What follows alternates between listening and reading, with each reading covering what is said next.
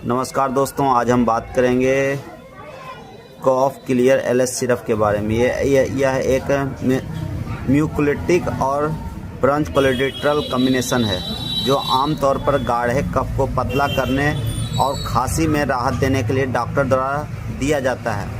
यह वायुमार्ग को खोलने में भी मदद करता है, जिससे सांस लेना आसान महसूस होता है। याद रखें, यह एक प्रिस्क्रिप्शन दवा है, इसे सिर्फ डॉक्टर की सलाह पर ही लें। अगर आपको पहले से कोई बीमारी है या कोई और दवा ले रहे हैं तो अपने डॉक्टर से ज़रूर पूछें। सबसे पहले सेहत का ध्यान रखें। धन्यवाद।